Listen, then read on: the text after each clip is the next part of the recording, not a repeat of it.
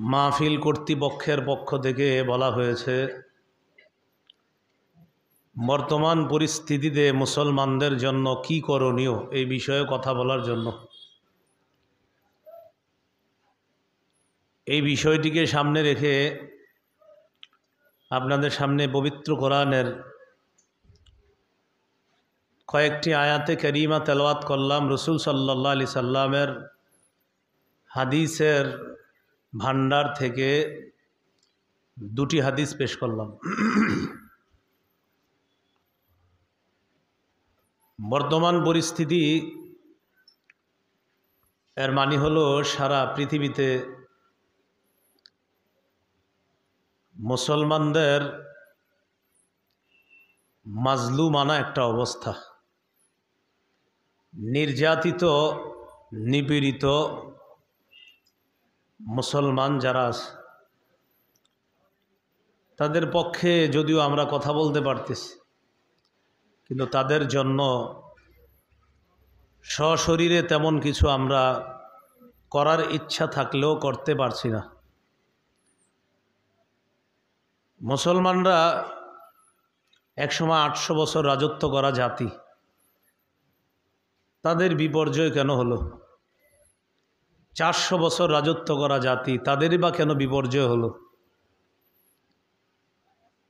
মাইলের পর মাইল মুসলমান শাসন করেছে। তো এই মুসলমানের বিপর্যয়ের থেকে উত্তরণের পথ পন্থা কি হতে পারে এই বিষয়ে আলোচনা করার জন্য বলা হয়েছে। মুসলমানদের বিপর্যয় থেকে উত্তরণের একটি শ্রেষ্ঠ পথ পন্থা হলো ঈমানি শক্তি অর্জন করা। কি অর্জন করা? ঈমান মজবুত হলে এটার সাথে আল্লাহর সাহায্যের ওয়াদা আছে। ঈমান যদি মজবুত হয় ওই ঈমানদারদেরকে সাহায্য করার ওয়াদা আছে আল্লাহর। 2 পারার 20 নম্বর পৃষ্ঠায় তলুত, জালুত আর দাউদ, এই 3 জনের একটি উল্লেখযোগ্য ঘটনা আছে। বাদশাহ তলুতের নেতৃত্বে আল্লাহর একত্ববাদে বিশ্বাসী যারা, তারা শক্তিশালী বাহিনীর বিরুদ্ধে লড়াই করতে গিয়েছে। বাদশাহ তালুতের সাথে যারা ছিল তারা ছিল তাওহীদবাদী, একত্ববাদে বিশ্বাসী, ছোট দল। এক পর্যায়ে তারা ঘোষণা করল, কাম মিন ফিআতিন কালিলাতিন গালাবাত ফিআতান কাসীরাতাম বিইذনিল্লাহ। কত ছোট দল আছে, আল্লাহর হুকুমে বড় দলকে পরাজিত করে দিছে। আমাদের ঈমান যদি মজবুত থাকে, আজকে আমরা মুমিন, আমাদের সংখ্যা কম, কিন্তু জালেম জালুত শক্তিশালী ক্ষমতাধর হওয়া সত্ত্বেও অস্ত্রে শস্ত্রে তারা এগিয়ে থাকলেও ঈমানের শক্তি যদি আমাদের বেশি থাকে, আল্লাহর হুকুমে আমরাই বিজয় লাভ করব। বাস্তবিক অর্থেই তালুত বাহিনীকে আল্লাহ বিজয় দান করছে। 313 জন, 1000-এর বিরুদ্ধে বিজয় অর্জন করা, 60 জন নিয়ে খালিদ ইবনুল ওয়ালিদ 60,000-এর বিরুদ্ধে বিজয় অর্জন, এটার মূলে ছিল ঈমানি শক্তি। এই জন্য আমাদের উত্তরণের 1 নম্বর উপায় ঈমানি শক্তি অর্জন করা। বুখারীর শিরোনাম আছে আল ঈমানু ইয়াজিদু ওয়া ইয়ানকুস, ঈমান বাড়ে ঈমান কমে, ঈমান বাড়ে ঈমান কমে।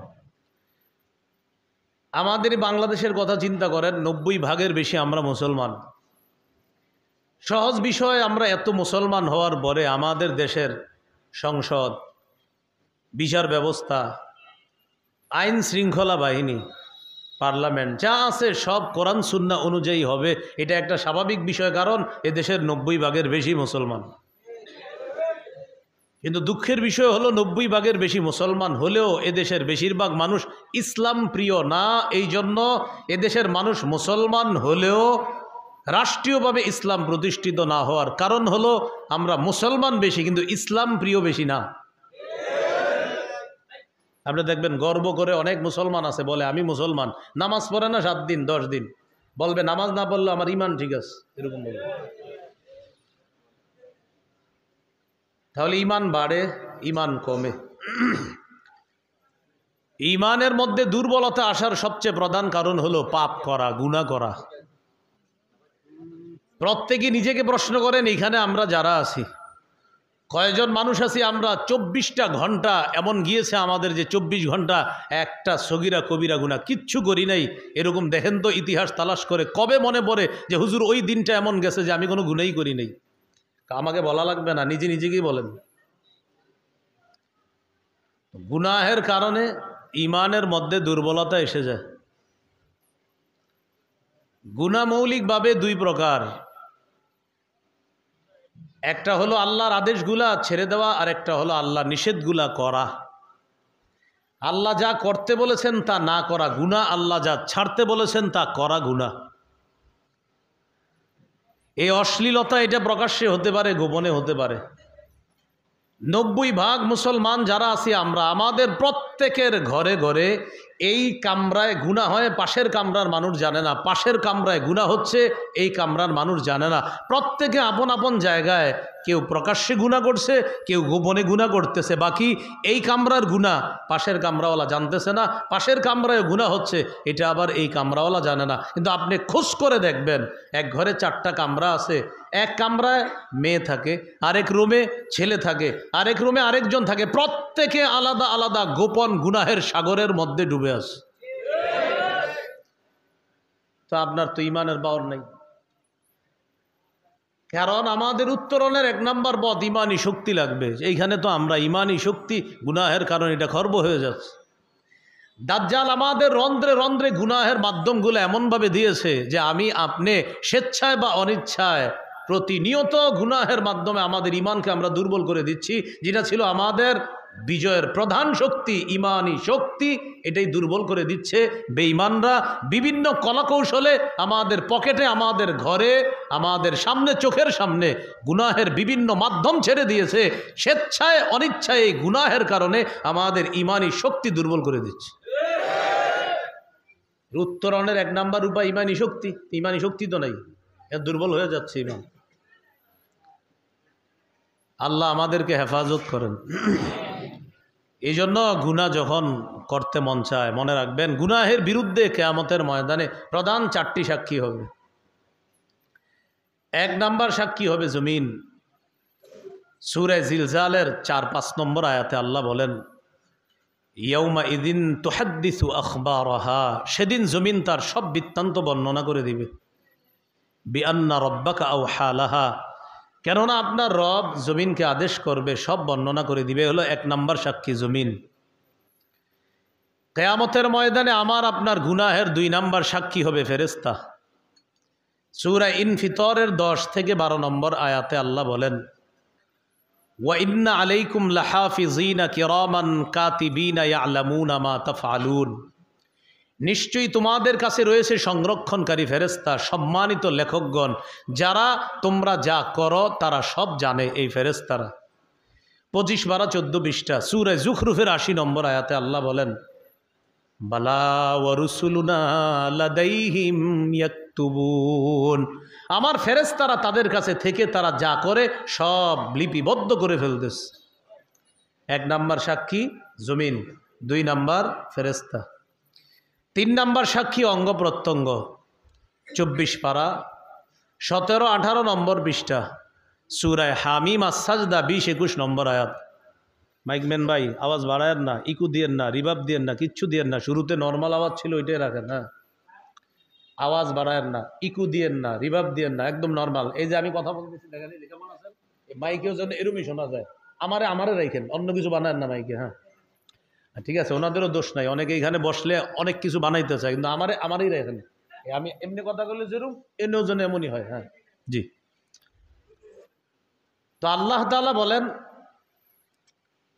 সূরা যুখরুফের 80 নম্বর আয়াতে আল্লাহ বলেন, বালা ওয়া রুসুলুনা লাদাইহিম ইয়াকতুবুন, আমার ফেরেশতারা তাদের কাছে থেকে তারা যা করে সব লিখে ফেলে। এ হলো 2 নম্বর সাক্ষী। 3 নম্বর অঙ্গ প্রত্যঙ্গ সাক্ষী হবে। সূরা হামিম আস-সাজদা 20-21 নম্বর আয়াত, 24 পারার 17-18 নম্বর পৃষ্ঠা। এখানে আল্লাহ তাআলা বলেন, হাত্তা ইদা মা জাউহা শাহিদা আলাইহিম সামউহুম ওয়া আবসারুহুম ওয়া জুলুদুহুম বিমা কানু ইয়ামালুন।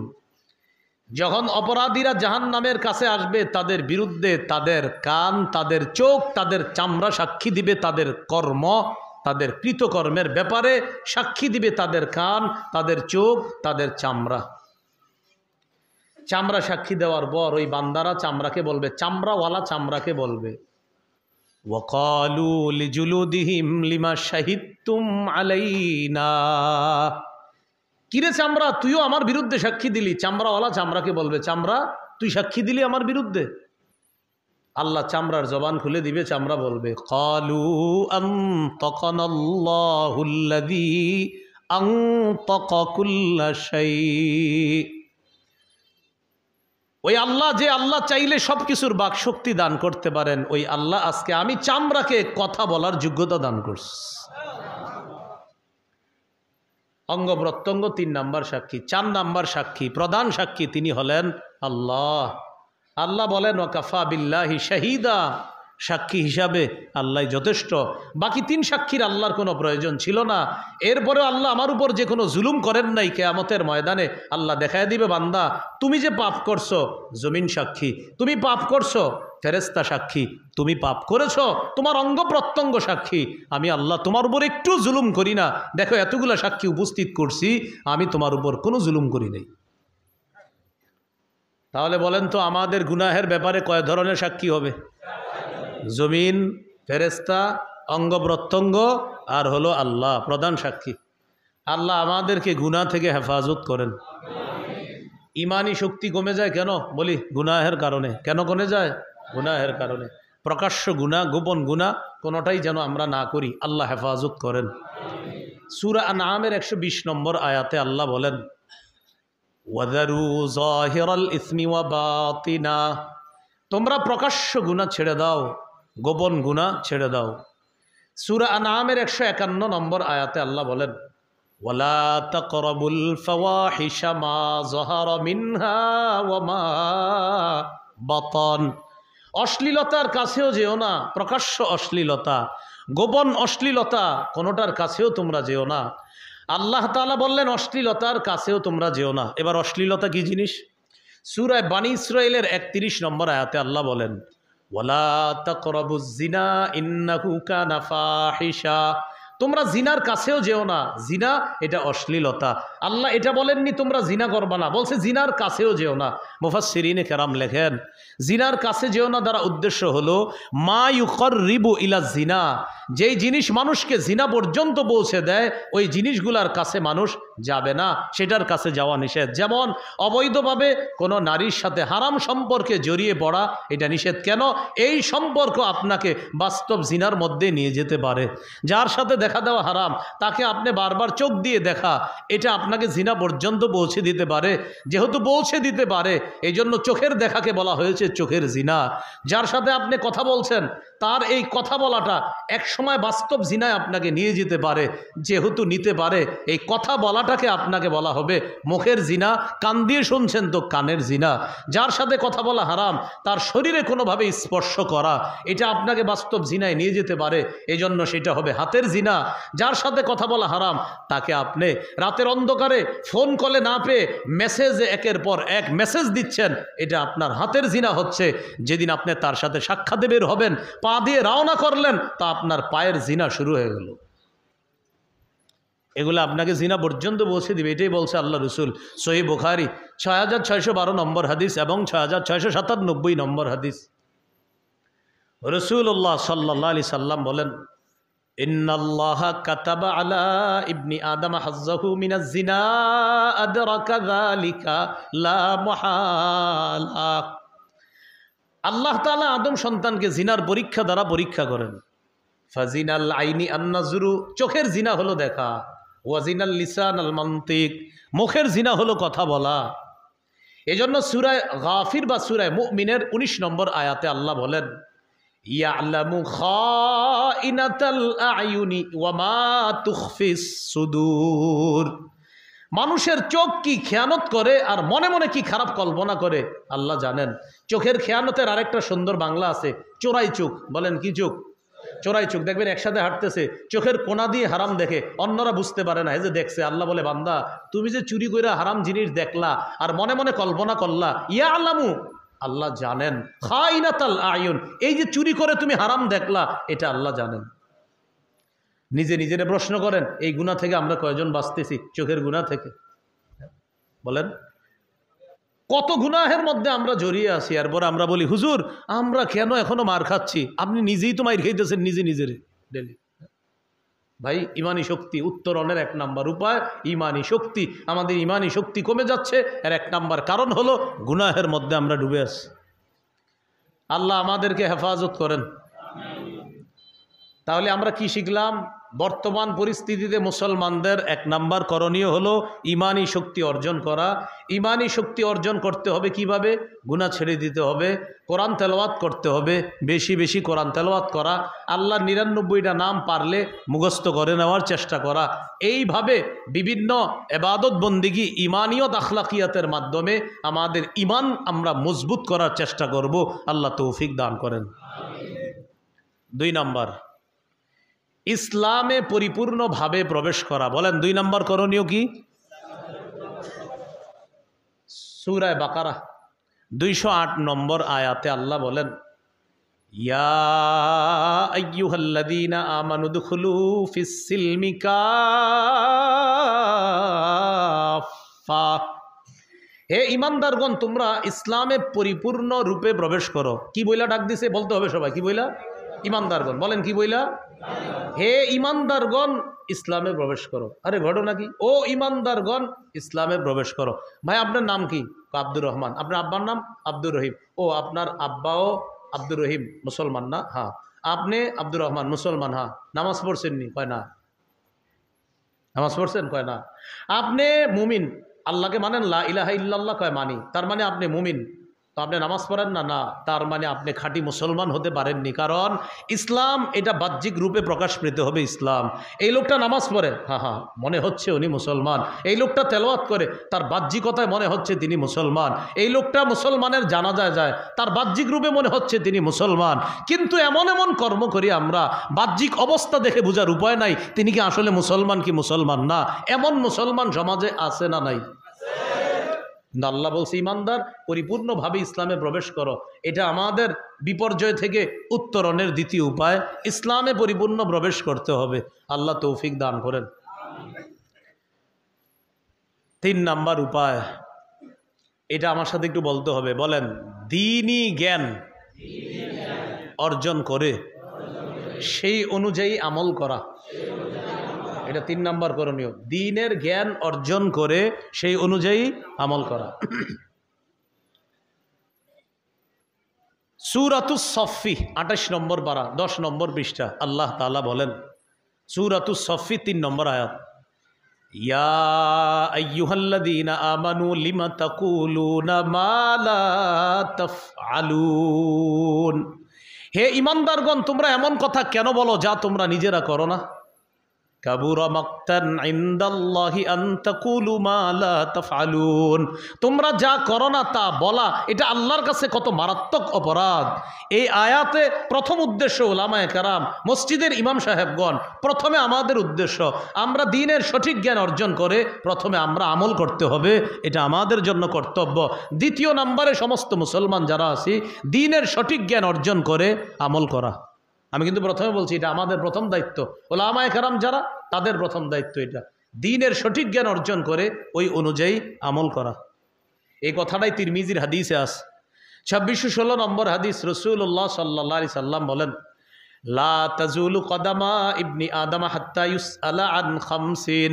কিয়ামতের ময়দানে বনি আদমের 2 পা নড়বে না 5টি প্রশ্ন করার আগে 2 পা নড়বে না। আন শাবাবিহি ফিমা আফনা ওয়ান হায়াতিহি ফিমা আবলা ওয়াফি রিওয়ায়াতিন আন শাবাবিহি ফিমা আবলা ওয়ান হায়াতিহি ফিমা আফনা।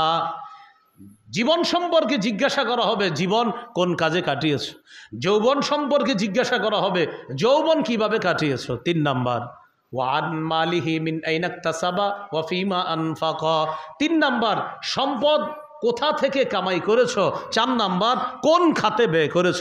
3 নাম্বার সম্পদ সঠিক জায়গা থেকে উপার্জন করেছো কিনা। 4 নাম্বার সঠিক খাতে ব্যয় করেছো কিনা। এটা একটু বুঝেন। অনেক মানুষ আছে টাকা কামাই করে হালাল, কিন্তু ব্যয় করে হারাম খাতে। 3 নাম্বার খাত কি? তুমি যে কামাই করছো হালাল খাত থেকে, যে হালাল খাত থেকে কামাই করছি, এবার ব্যয় করেছো কোথায়? জুয়া খেলায়। না, এটা তো হলো না। 3 নাম্বার কামাই করেছো কিভাবে। 4 নাম্বার ব্যয় করেছো কোথায়। আপনি মাহফিলে ব্যয় করলেন, এটা হালাল। আপনি গানের কনসার্টে দিলেন, হালাল টাকাটা গানের কনসার্টে দিলেন, কি হয়ে গেল? এটা হারাম হয়ে গেল। তাহলে খাত আপনি কামাই করেছেন, এটাও প্রশ্ন হবে, আর ব্যয় করেছেন, এটাও প্রশ্ন হবে। এই 4। 5 নাম্বার ওয়ান ইলমিহি বিমাযা আমিলা ফিমা আলিমা।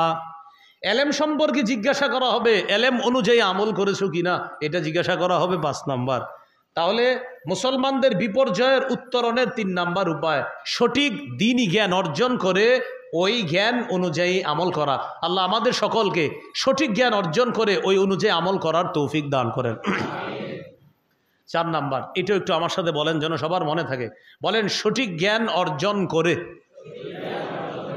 সেই জ্ঞান অন্যের কাছে প্রচার করা। 3 নাম্বারটা হলো নিজে শিখা, নিজে আমল করলেন। আর 4 নাম্বার হলো শিখার পর এটা প্রচার করা, তাবলীগ করা, প্রচার করা। রাসূলুল্লাহ সাল্লাল্লাহু আলাইহি সাল্লাম বলেন, বাল্লিগু আন্নি ওয়ালাউ আয়া। আমার পক্ষ থেকে একটি আয়াতও যদি জানো, এটা অন্যের কাছে পৌঁছায় দাও। আর রাসূলুল্লাহ সাল্লাল্লাহু আলাইহি সাল্লাম বলেছেন, আলা ফাল্যুবাল্লিগি শাহিদুল গায়বা। এখানে তোমরা যারা উপস্থিত আছো, অনুপস্থিত যারা আছে তাদের কাছে আমার প্রতিটা বার্তা তোমরা যেন পৌঁছে দাও। আমি নবী এই দায়িত্ব তোমাদেরকে দিয়ে গেলাম। তাহলে আমরা শিখে ফেললাম 3 নাম্বার সঠিক জ্ঞান অর্জন করে ওই অনুযায়ী আমল করা। 4 নাম্বার সঠিক জ্ঞান অর্জন করে সেটা শুধু নিজের মধ্যে না রেখে অন্যের কাছে প্রচার করা। এই জন্য আল্লাহ তাআলা রাসূল সাল্লাল্লাহু আলাইহি সাল্লামকে বলেছেন, ইয়া আইয়ুহার রাসূলু বাল্লিগ মা উনজিলা ইলাইকা মির রাব্বিক।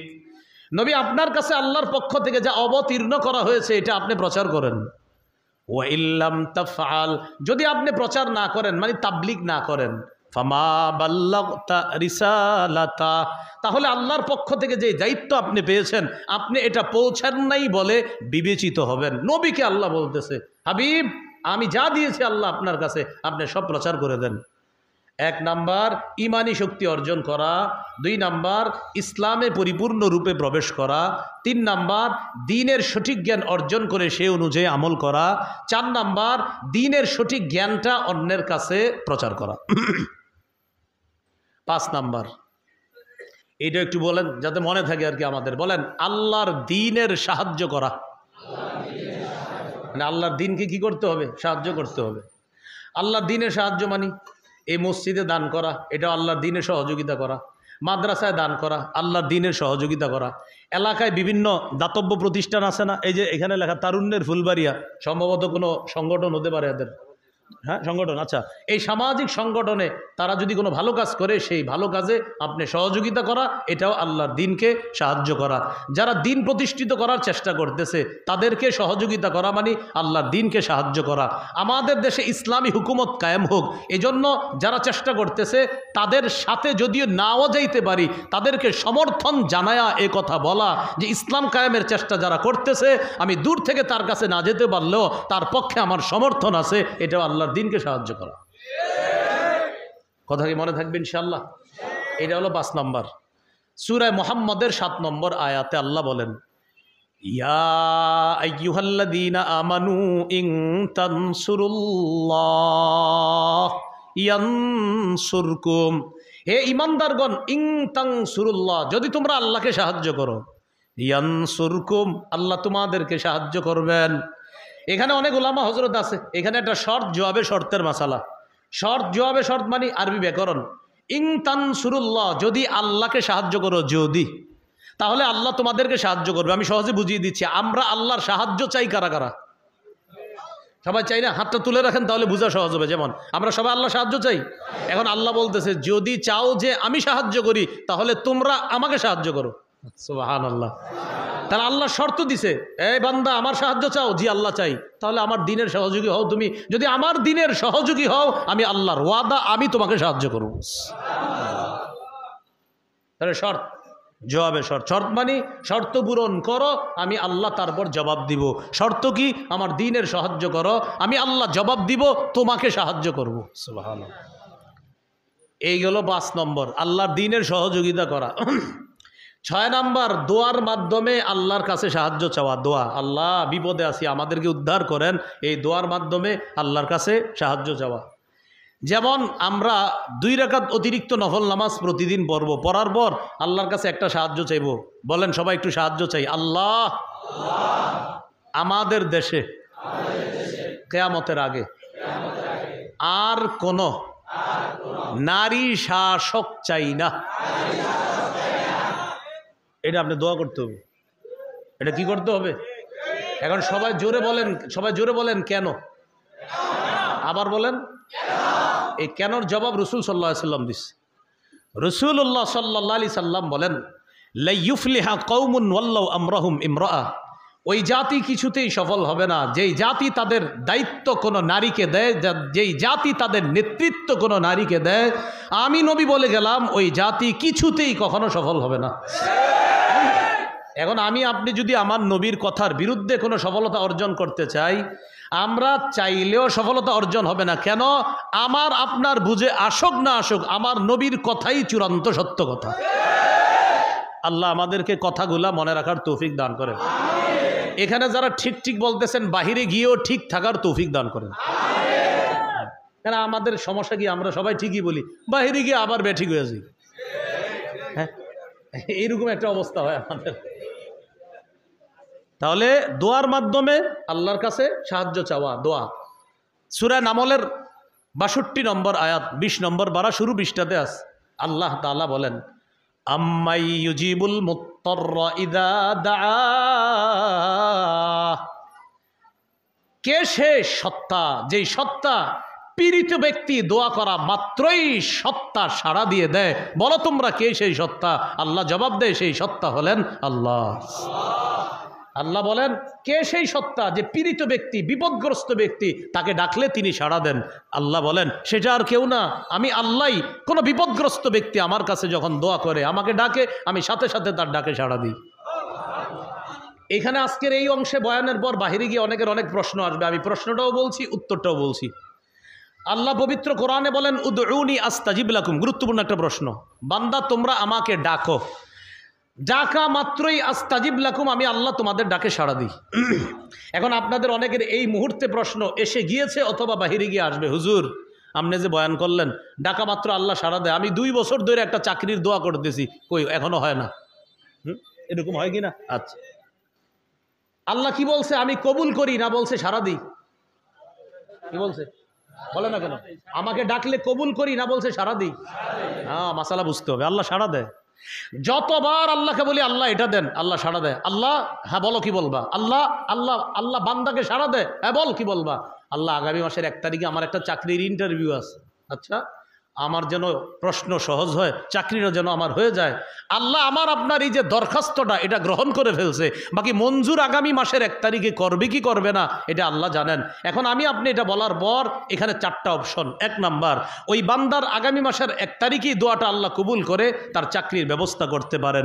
2 নাম্বার, আল্লাহ আগামী মাসের 1 তারিখে দোয়াটা কবুল না করে 4-5 মাস পরে আল্লাহ দোয়াটা কবুল করবেন। এই চাকরির বেতনের চেয়ে আরো 4-5 গুণ বেশি বেতনের চাকরি আল্লাহ তাকে দিয়ে দিয়েছে। 3 নাম্বার, আল্লাহ তার এই দোয়াগুলো কবুল না করে আল্লাহর কাছে চাইছে, আল্লাহ 50,000 টাকার একটা চাকরি আপনি কবুল করেন।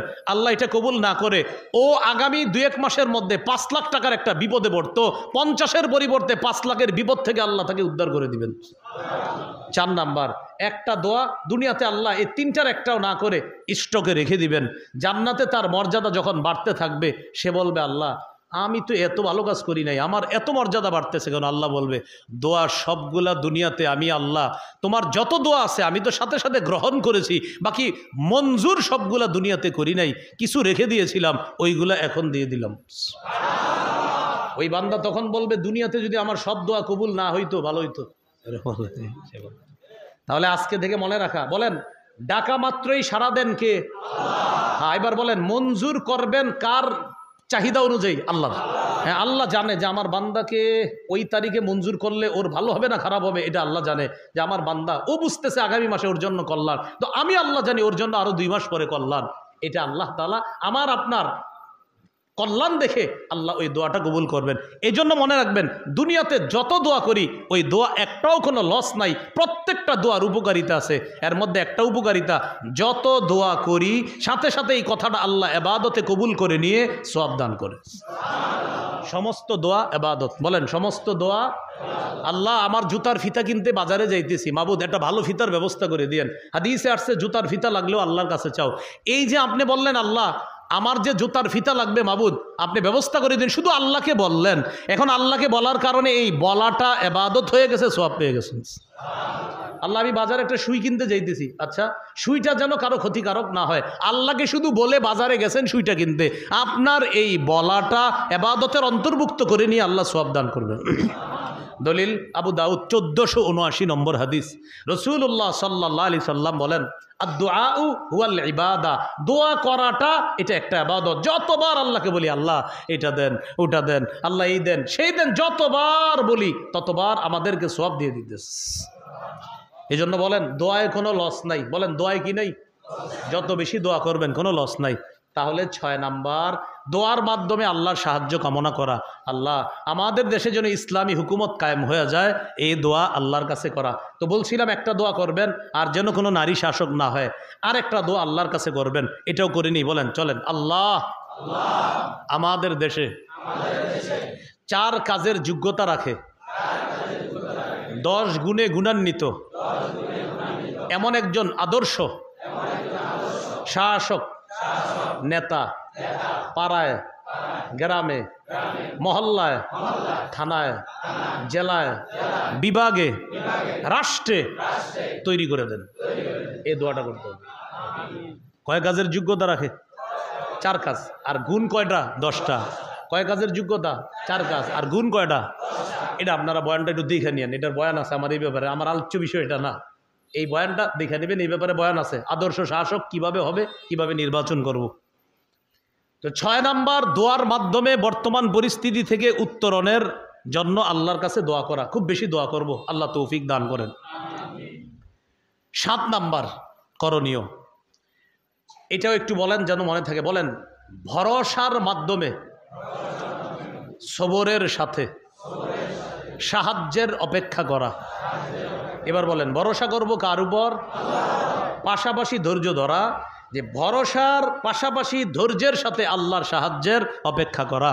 যদি আল্লাহর উপর ভরসা করি আর ধৈর্য ধারণ করি তো আল্লাহ সাহায্য করার ওয়াদা আছে। রাসূলুল্লাহ সাল্লাল্লাহু আলাইহি সাল্লাম বলেন, জেনে রাখো আন্নান নুসরা মা'আস সাবরি, নবীজি বলেন আন্নান নাসরা মা'আস সাবরি, সাহায্য ধৈর্যের সাথে। নবীজি বলেছেন সাহায্য ধৈর্যের সাথে, সবরের সাথে ধৈর্য, আপনার ধৈর্যের সাথে সাহায্য, সবরের সাথে নুসরত বা ধৈর্যের সাথে সাহায্য। আর ভরসা করতে হবে আল্লাহর উপর। সূরা আলী ইমরান 162 নম্বর আয়াতে আল্লাহ বলেন, ইয়ানসুরকুমুল্লাহ ফালা গালিবা লাকুম, আল্লাহ যদি তোমাদেরকে সাহায্য করে পৃথিবীর কেউ তোমাদেরকে পরাজিত করতে পারবে না। তাহলে আমরা কার সাহায্য করব? অপেক্ষার, আল্লাহর সাহায্যের অপেক্ষা আছি, ভরসা করতেছি আর ধৈর্য ধরতেছি। এখন অনেকে বলতে পারেন হুজুর আর কত? আর কত মানে আগের 6টা পূরণ করছেন? যেটা বললাম এটা তো 7 নাম্বার বলছি, আগ্রহ 6টা দূর হয়ে গেছে। 1 নাম্বারটা ইমানি শক্তি, ইমানি শক্তি আসেনি আপনার। 2 নাম্বার ইসলামে পরিপূর্ণ অনুপ্রবেশ করা। 3 নাম্বার সঠিক ধর্মীয় জ্ঞান অর্জন করে আমল করা। 4 নাম্বার ধর্মীয় জ্ঞানটা প্রচার করা। 5 নাম্বার আল্লাহ দ্বীনের সাহায্যকারী হওয়া। 6 নাম্বার আল্লাহর কাছে দোয়া করা। 7 নাম্বার হলো আল্লাহর উপর ভরসা করে ধৈর্যের সাথে আল্লাহর সাহায্যের অপেক্ষা করা। আপনি শুধু এটা বললে হবে না, হুজুর অনেক ধৈর্য ধরতেছি, তাহলে আমি আপনাকে প্রশ্ন করব আগের 6টা আপনার মধ্যে আছে কিনা। যদি বলেন একটু কম আছে তাহলে তো হবে না, ওটিও থাকতে হবে। এই গেল 7 নাম্বার। 8 নাম্বার, এইটাও একটু বলি, যেন আমরা বলি মানে এই জন্য যাতে মনে থাকে, 2-4টাও তো মনে থাকবে। বলেন, ভাতৃপ্রেম বাড়িয়ে দেওয়া, আপোষের মধ্যে ভ্রাতৃত্বের সম্পর্ক জোরদার করা। ভ্রাতৃত্বের সম্পর্ক কি করা? জোরদার। দেখেন, বাবার ছেলে কথা বলে না, আমিন জোরে আর আসতে বলা নিয়ে। হ্যাঁ, বাবার ছেলে কথা বলে না, ঘটনা কি? আমিন জোরে আসতে বলা নিয়ে। এখন কথা হলো, যেই এলাকায় আমিন আসতে সুন্নাহের উপর আমল হয় সেখানে আসতে বলাটাই নিরাপদ। যেই এলাকায় আমিন জোরে বলার উপর আমল হয় সেখানে আমিন জোরে বলা এটাও সুন্নাহ। এখন কথা হলো, শাফি মাযহাবে আমিন জোরে বলার সুন্নাহের উপর আমল হয়ে যাচ্ছে। আমাদের এশিয়া মহাদেশে আমিন আসতে বলার উপর আমল হয়ে যাচ্ছে। এখন যেখানে বেশিরভাগ মানুষ আমিন আসতে বলছে সেখানে আসতে বলা এটা সুন্নাহ। এটার উপর আমল করার জন্য আরবের বড় বড় ওলামায়ে কেরাম তারাও লেকচার দিচ্ছে, যেখানে যেই সুন্নাহটা প্রতিষ্ঠিত সেখানে ফিতনা থেকে বাঁচার জন্য ওই সুন্নাহের উপর আমল করা এটাই নিরাপদ। এখন কথা হলো, শেষ কথা সেটা হলো এই যে আমরা এই বিষয় নিয়ে আমাদের মধ্যে ভ্রাতৃত্বের সম্পর্ক নষ্ট হচ্ছে। আমিন জোরে বলতেছে আর আসতে বলতেছে, দুজন ভাই ভাই, কিন্তু এটা কেন্দ্র করে দেখবেন একজন আরেকজনের চেহারাও দেখতে পারে না। এর মারাত্মক পর্যায়ে চলে যাচ্ছে। না, ভাতৃপ্রেম বাড়াতে হবে, ভাতৃপ্রেম বাড়াতে হবে। সূরা হুজুরাতের 10 নম্বর আয়াতে আল্লাহ বলেন, ইন্নামাল মুমিনুনা ইখওয়া, মুমিনরা ভাই ভাই, মুমিনরা সবাই ভাই ভাই। বিদায় হজের ভাষণে নবী বলছেন, এই শোনো, তাআলামনা আন্না কুল্লা মুসলিমিন আখুন লিল মুসলিম, আমি নবী ঘোষণা করে গেলাম সারা পৃথিবীর সব মুসলমানকে আমি নবী একজন আরেকজনের ভাই হিসাবে ঘোষণা করে গেলাম। তাহলে একটু সবাই জোরে বলি, আমরা একজন আরেকজনের, আবার আমরা একজন আরেকজনের ভাই। এই সম্পর্কটা বাড়াতে হবে। কিন্তু বাস্তবতা কি জানেন? এই মসজিদের সামনের কাতারে দাঁড়াইছে একজন, পাশে দেখে আমার এমন একজন দাঁড়াইছে পছন্দ না রে, এটা দেখ গুতা দেয়। কোথায় গেল ভ্রাতৃত্বের সম্পর্ক? বলেন। তাহলে 8 নাম্বার, ভাতৃপ্রেম বাড়িয়ে দেওয়া। 9 নাম্বার বলেন, পারস্পরিক ঝগড়া কমিয়ে আন্তরিকতা বাড়ানো। এটা 9 নম্বর করণীয়। সূরা আনফালের 46 নম্বর আয়াতে আল্লাহ বলেন, ওয়াতিউল্লাহা ওয়া রাসূলাহু ওয়া লা তানাযাউ ফাতাফশালু ওয়া তাযহাবা রিহুকুম। আল্লাহ বলেন, তোমরা আল্লাহ এবং তার রাসূলের আনুগত্য করো, ওয়া লা তানাযাউ, পরস্পর ঝগড়া বিবাদ করো না, ফাতাফশালু, যদি তোমরা পরস্পর ঝগড়া বিবাদ করো তাহলে তোমরা দুর্বল হয়ে পড়বা, ওয়া তাযহাবা রিহুকুম, তোমাদের শক্তি খর্ব হয়ে যাবে, কমে যাবে। সবাই স্টেজের দিকে তাকান, 1 জন 2 জন 3 জন 4 জন, আমরা 4 জন মিলে এক দল, শক্তি কি কম না বেশি? আমরা 4 জনে 4 দল, হ্যাঁ, আমরা 4 জনে এক দল বেশি, আমরা 4 জনে 4 দল, কমে গেল শক্তি। এখন আমরা দোয়া করি আমাদের দেশের ইসলামী মন মানসিকতার সবগুলা একদল হয়ে যাবে। আমাদের দেশের ইসলামী মন মানসিকতার সবাই যদি 10 দিনের জন্য এক হয়, বাতিল ঘুমানোর সুযোগ পাবে না। ইসলামী সবাই এক, আমি তো বললাম ইসলামী সবাই খালি একটা ঘোষণা দেখ যে যা হওয়ার হয়েছে, আমরা ইসলামী মানসিকতা যারা রাখি আমরা এখন থেকে সবাই এক হয়ে গেলাম। হ্যাঁ, আমাদের পরিচয়ের ভিন্নতা থাকতে পারে, কিন্তু আমরা ইসলামের জন্য কাজ করতে গিয়ে সবাই খালি যদি ঘোষণা দেয়, পরের দিন দেখবেন সবার মাথা খারাপ, বাতিলদের পুরাই মাথা খারাপ হয়ে যাবে। কি ঘটনা, সর্বনাশ, এইটা কিভাবে সম্ভব, এরকম হয়ে যাবে। এই যে আমরা দেখেন, আমরা 4 জনে 4 জন না থাইকা 4 জনে এক হওয়া দরকার। এটা বললাম, পারস্পরিক ঝগড়া কমিয়ে আন্তরিকতা বাড়ানো। এটা আল্লাহ সূরা আনফালে বলছে, যদি তোমরা আল্লাহ আল্লাহ রাসূলের আনুগত্য করো, ওয়ালা তানাযাউ, পরস্পর ঝগড়া করো না, ফাতাফশালু, যদি করো তোমরা কিন্তু দুর্বল হয়ে যাবা, ওয়া তাযহাবা রিহুকুম, সাথে সাথে বলছে তোমাদের শক্তি খর্ব হয়ে যাবে। কেন? এই দেখেন 4 জনের শক্তি ছিল বেশি, আলাদা হয়ে গেলাম, শক্তি খর্ব হয়ে গেল। আল্লাহ আমাদেরকে এই গুরুত্বপূর্ণ কথাগুলা মনে রেখে লালন ধারণ পালন করার তৌফিক দান করেন। তাহলে 9 নাম্বার, পারস্পরিক ঝগড়া বিবাদ কমিয়ে আন্তরিকতা বাড়ানো। মাশাআল্লাহ, আমরা দেখতেছি এখন ইসলামী সমমাননা এবং মন মানসিকতার দলগুলা আস্তে আস্তে তাদের অতীতের ঝগড়া বিবাদ যা কিছু ছিল এইগুলা কমিয়ে আলহামদুলিল্লাহ একত্রিত হওয়ার চেষ্টা করছে। আমরা আল্লাহর কাছে দোয়া করি আরও বেশি তারা এক এবং ন্যাক হয়ে, ঐক্য হয়ে তারা যেন ইসলামের একটা বড় শক্তি হিসাবে নিজেদেরকে প্রতিষ্ঠিত করতে পারে। আল্লাহ তৌফিক দান করেন। এটার জন্য কিন্তু দোয়া করা। আমরা শুধু শুধু কি বই, থর তুই হের লগে মিলস্কা, তুই হের লগে মিলস্কা, এরকম না, বরং দোয়া করা, আল্লাহ এক করে দেন, আল্লাহ এক করে দেন, আল্লাহ এক করে দেন। আল্লাহ তৌফিক দান করেন। আবু দাউদের হাদিস 4800 নম্বর হাদিস, রাসূলুল্লাহ সাল্লাল্লাহু আলাইহি সাল্লাম বলেন, আনা জাইমুন বিবাইতিন ফি রাবাজিল জান্নাহ লিমান তারাকাল মিরাআ। যে ব্যক্তি ঝগড়া পরিহার করে, আমি নবী তার জন্য জান্নাতের মাঝে একটা ঘরের জিম্মাদার হয়ে গেলাম। তাহলে ঝগড়া বিবাদ কমিয়ে পারস্পরিক আন্তরিকতা বাড়ানো, এটা 9 নম্বর। 10 নম্বর, পৃথিবীর কোনো এক জায়গায় একজন মুসলমান আক্রান্ত হলে আমরা সবাই আক্রান্ত হতে হবে। আবার বলছি 10, পৃথিবীর যে কোনো প্রান্তে একজন মুসলমান আক্রান্ত হলে এই আমি আপনি আমরা এখানে যারা, আমরা প্রত্যেকে আক্রান্ত হতে হবে, এটা 10 নম্বর। এখন বলেন, ফিলিস্তিনের মুসলমানরা আক্রান্ত আছে কিনা? গাজার মুসলমান শিশুরা নারীরা আক্রান্ত কিনা? আমার আপনার চোখে পানি আসে না? আমার আপনার তাদের জন্য সহমর্মিতা যদি প্রদর্শন না হয়, আমি আপনি যদি কোনো স্বার্থের কারণে তাদের পক্ষে কথা না বলি, বুঝতে হবে তাদের জন্য আমার দিলে কোনো মায়া নাই, তাদের জন্য আমার শরীরে কোনো আঘাত নাই। আল্লাহ রসুল বলেছেন, আল মুসলিমুনা কা জাসাদিন ওয়াহিদ, সারা পৃথিবীর সমস্ত মুসলমান একটা দেহের মতো। আমি নবী ঘোষণা করলাম, দেহের এক অঙ্গে আঘাত লাগলে সারা শরীরে আঘাত হয়। সারা পৃথিবীর কোনো এক জায়গার মুসলমান আঘাতপ্রাপ্ত হওয়া মানে তোমার দেহের একটা অংশ আঘাতপ্রাপ্ত হয়েছে, তুমিও তার ব্যথায় ব্যথিত হওয়া। আমি নবী এটা তোমাদেরকে বলে গেলাম। তাহলে গাজার মুসলমানরা এখন বর্তমান যে পরিস্থিতিতে আছে, কি অসহনীয় নির্যাতনের মধ্যে তারা, অনেকের ব্যাপারে আমি আপনি জানিও না, না খাইতে খাইতে কঙ্কাল হয়ে মারা যাচ্ছে, এরকম অবস্থা হয়েছে। এ 10 নম্বর। 11 নম্বর, বলেন নিপীড়িত, নির্যাতিত, মাজলুম মুসলমানের জন্য অর্থনৈতিক সহযোগিতা করা, এটা 11 নম্বর। অর্থনৈতিক সহযোগিতা করা, এই যে গাজার জন্য এখন মাশাআল্লাহ আমাদের দেশ থেকে পাঠানো হচ্ছে অর্থ, বিভিন্নভাবে সহযোগিতা করার চেষ্টা করা হচ্ছে, কিন্তু আমাদের চাইতে বেশি সহযোগিতা প্রয়োজন ছিল আরব কান্ট্রিগুলা। আশেপাশে যে আরব উপদ্বীপগুলা ছিল তাদের পক্ষে জোরদার কথা বলা উচিত ছিল। সিরিয়া, জর্দান, এদিক দিয়ে মিশর, এদিক দিয়ে সৌদি আরব, এরা যদি একটা খালি আওয়াজ দেয় ফিলিস্তিনের পক্ষে আমরা আছি, এর পরের দিন দেখবেন কি অবস্থা হয় বেঈমানদের। কিন্তু এরা কি এক অজানা রহস্যের কারণে তারা চুপ আছে, অথচ সুদূর বাংলাদেশ থেকে আমরা কত মিছিল প্রতিবাদ করতেছি, যারা প্রতিবাদ করা উচিত ছিল তারা চুপ আছে। আল্লাহর দরবারে তারাও দাঁড়াতে হবে, আল্লাহ ছাড় দিবে না তাদেরকেও, অবশ্যই দাঁড়াতে হবে। তারা একটা আপনার ঘোষণা দিলে হয়, কয়েকদিন পরে পরে দেখবেন একটা সংস্থা আছে, যেই সংস্থা থেকে বলা হবে আমরা এর তীব্র নিন্দা জানাচ্ছি, বা শেষ। কিছুদিন পরে এই সবাই যখন মিছিল করবেন তখন বলবে আমরা এর তীব্র নিন্দা জানাচ্ছি, শেষ শেষ হয়ে গেল। এটা বিশ্ব সংস্থার একটা, দেখবেন বিশ্ব সংস্থার ব্যাপারে যখন লেখালেখি হবে এটা করা উচিত ওইটা করা উচিত, তখন বলবে আমরা এর তীব্র নিন্দা জানাচ্ছি, 1 মিনিট নীরবতা পালন করছি।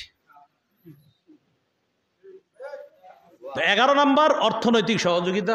ওই সমস্ত ওদের আশায় না থেকে আমরা যা পারি আমার ভাইয়ের জন্য করবো ইনশাল্লাহ, এটা 11 নম্বর। 12 নম্বর, একটু বলেন জুলুমের বিরুদ্ধে বজ্র কণ্ঠে কথা বলা, আওয়াজ তোলা, এটা 12 নম্বর করণীয়, আমাদের উত্তরণের পথ 12 নম্বর। সূরা হুদের 113 নম্বর আয়াতে আল্লাহ বলেন, ওয়ালা তারকানু ইলাল্লাযীনা যালামু ফাতামাসসাকুমুন নার, তোমরা জালেমদের অনুরক্ত হও না, তোমরা জালেমদের প্রতি ঝুঁকে পড়ো না। যদি জালেমদের প্রতি তোমরা ঝুঁকে যাও, আগুন তোমাদেরকে স্পর্শ করবে। এই আয়াতের ব্যাখ্যায় মুফাসসিরিনে কেরাম লেখছে, এটা আমার সাথে একটু বলেন, মুফাসসিরের কথাটা আমরাও বলি। বলেন, জালেমদের 2-4টা ভালো কাজ দেখে হাজারো জুলুমের কথা ভুলে যাও না।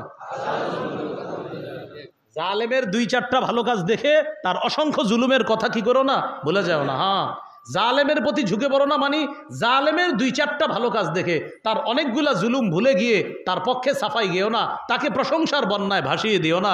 আল্লামা তাকি উসমানী হাফিজাহুল্লাহ তিনিও এই ব্যাখ্যা লেখছেন যে জালেমের প্রতি অনুরক্ত হয়েও না মানে হলো জালেমের 2-4টা ভালো কাজ থাকতে পারে, এর মানে তার সব জুলুম ভুলে গিয়ে এই 2-4টা ভালো কাজের কারণে তাকে প্রশংসার বন্যায় ভাসিয়ে দেওয়া যাবে না। এটা 12 নম্বর করণীয় মুসলমানদের, যেখানে জুলুম সেখানে প্রতিবাদ করতে হবে, এটা 12 নম্বর।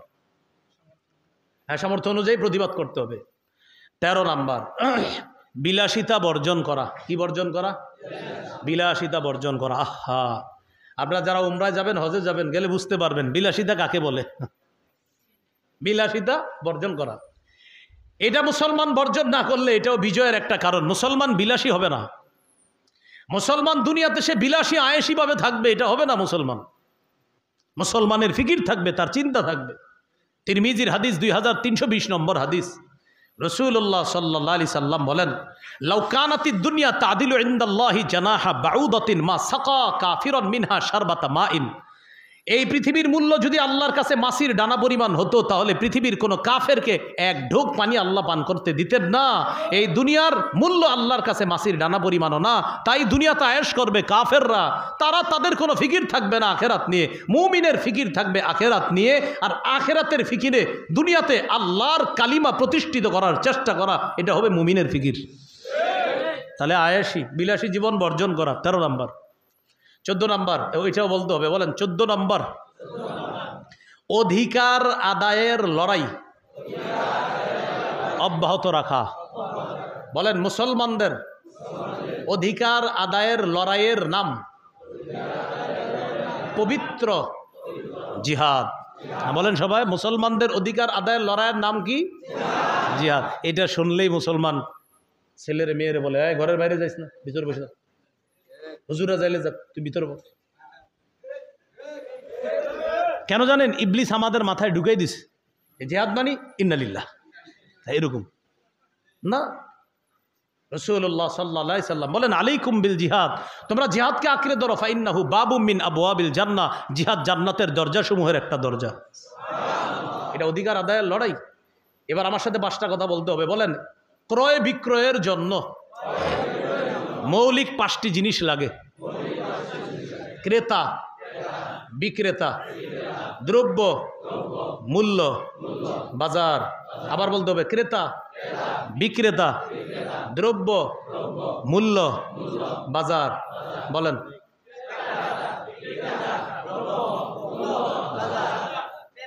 আল্লাহ। বলেন, ক্রেতা আল্লাহ, বিক্রেতা মুমিনগণ, দ্রব্য জানমাল, মূল্য জান্নাত, বাজার জিহাদের ময়দান। ক্রেতা, আবার ক্রেতা, বিক্রেতা, মুমিন, জানমাল, দ্রব্য। এবার বলেন, দ্রব্য, জানমাল, মূল্য, জান্নাত, আর বাজার জিহাদের ময়দান। হুজুর দলিল আসেনি? হ্যাঁ দলিল আছে। সূরা তাওবা আল্লাহ বলেন, ইন্নাল্লাহা আশতারা মিনাল মুমিনিন, নিশ্চয় আল্লাহ ক্রয় করে নিয়েছেন। তাহলে আল্লাহ ক্রেতা। মিনাল মুমিনিনা, মুমিনদের থেকে, মুমিনরা বিক্রেতা। আনফুসাহুম ওয়া আমওয়ালাহুম, তাদের জানমাল, জানমাল হলো দ্রব্য।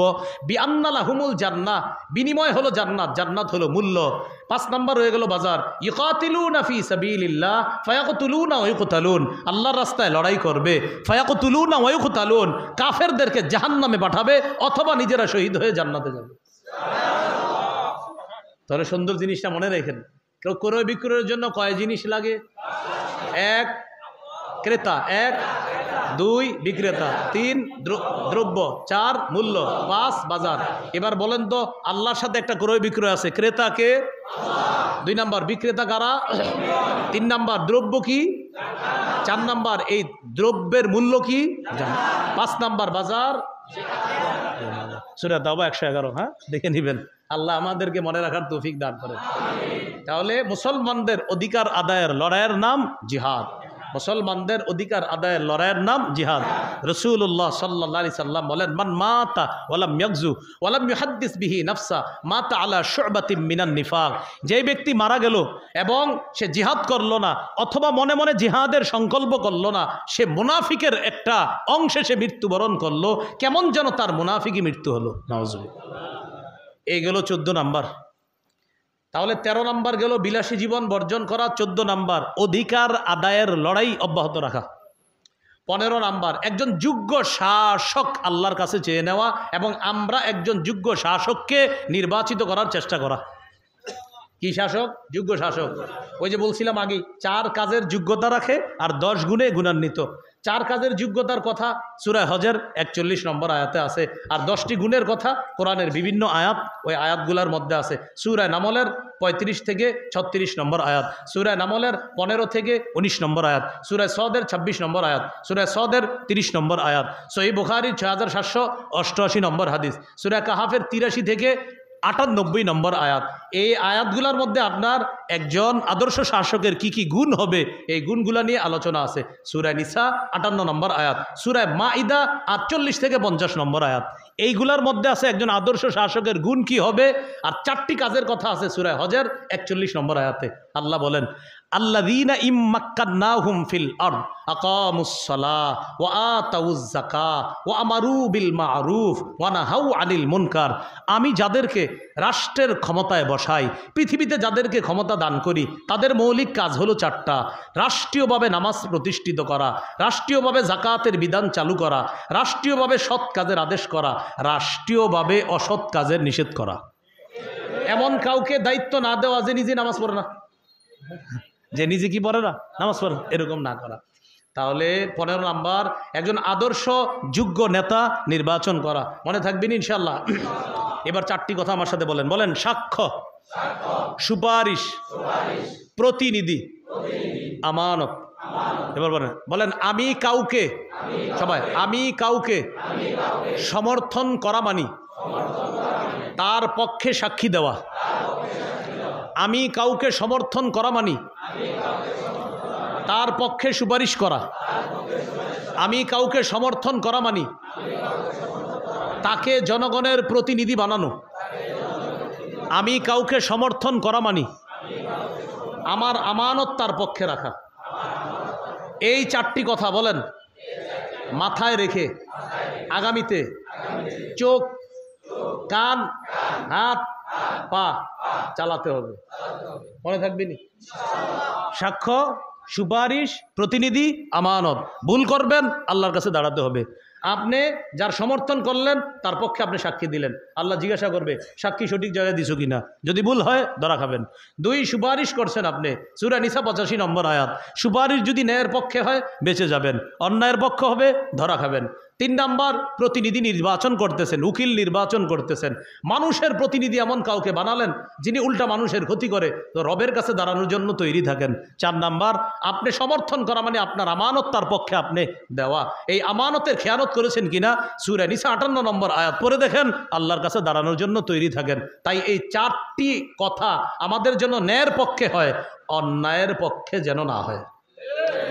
আপনারা শুধু বলবেন ন্যায়ের পক্ষে, আর আমি শুধু বলবো, বলেন সাক্ষ্য ন্যায়ের পক্ষে।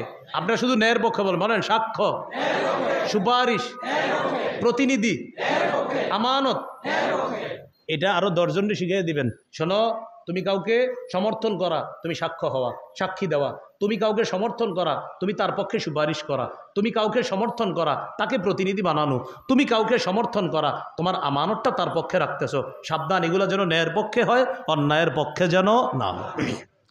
এইগুলো 15 নাম্বার। একজন প্রতিনিধি আল্লাহওয়ালা নির্বাচন করব আমরা। 16 নাম্বার, শুরা ব্যবস্থার গুরুত্বটা আবার জাতির সামনে উপস্থাপন করা। শুরা ব্যবস্থা, পরামর্শ ভিত্তিক কাজ করা। 5 আগস্ট পরবর্তী আমাদের দেশে পরামর্শ ভিত্তিক কিছুদিন কাজ চলছিল, ভালোই চলছিল। পরবর্তীতে পরামর্শ শেষ হয়ে গেল, কাজ কেমন যেন হজবরল হয়ে গেল।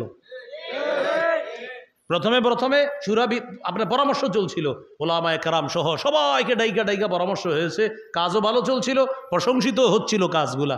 আস্তে আস্তে যখন পরামর্শ শেষ হয়ে আমার যা মন চায় তা করা শুরু করলাম, তখন কিন্তু সমালোচনা হওয়া শুরু হলো, সমালোচিত হওয়া শুরু হলো।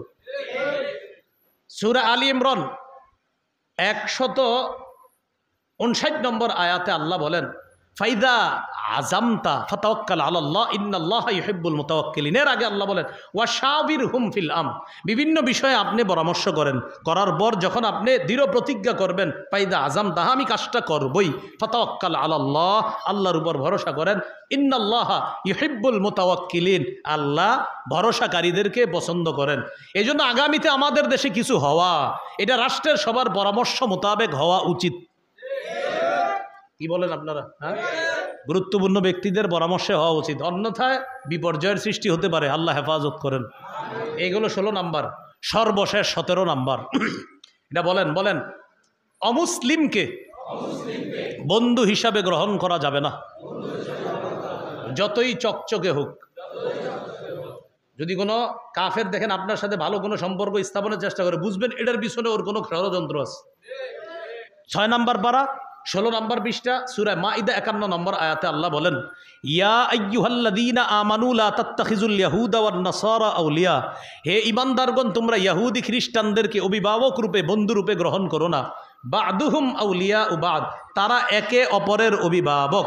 ওয়া মাইয়া তাওয়াল্লাহুম মিনকুম, তোমাদের মধ্যে যারা তাদেরকে বন্ধু হিসাবে গ্রহণ করবে, তাদেরকে অভিভাবক বানাবে, ফাইন্নাহু মিনহুম, সে তাদের অন্তর্ভুক্ত হয়ে যাবে। হাদিসে আসছে মান তাশাব্বাহা বিকৌমিন ফাহুয়া মিনহুম, যে যে জাতির সাদৃশ্যতা অবলম্বন করে সে তাদের অন্তর্ভুক্ত হয়ে যায়। আল্লাহ আমাদের সকলকে, এই 17টা কারণ বললাম যে আমরা যদি আমাদের বিপর্যয় থেকে উত্তরণ কামনা করি তাহলে আপাতত 17টা বিষয় মাথায় রাখা। আমি সংক্ষেপে আবার বলছি, আপনারা সর্বশেষ একটু মন দিয়ে শোনেন। আমরা কঠিন এক পরিস্থিতিতে আছি। এই পরিস্থিতিতে আমরা কেন আছি? আমাদের ইমানি শক্তি কমে গেছে। হুজুর ইমানি শক্তি কেন কমে? গুনাহের কারণে। হুজুর গুনাহ করবো না কেন? 4 সাক্ষী আমার বিরুদ্ধে আপনার বিরুদ্ধে সাক্ষী হবে, এই জন্য গুনাহ করা যাবে না। তো প্রথম কথা হলো ইমানি শক্তি বাড়িয়ে দেওয়া। 2 নাম্বার ইসলামে পরিপূর্ণভাবে প্রবেশ করা। 3 নাম্বার সঠিক দ্বীনের জ্ঞান অর্জন করে সে অনুযায়ী আমল করা। 4 নাম্বার আমি যে সঠিক বিষয়টা শিখলাম এটা অন্যের কাছে প্রচার করা।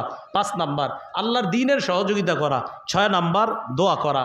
7 নাম্বার ভরসা করার পাশাপাশি ধৈর্যের সাথে আল্লাহর সাহায্যের অপেক্ষা করা। 8 নাম্বার আপোষের মধ্যে ভ্রাতৃত্বের সম্পর্ক জোরদার করা।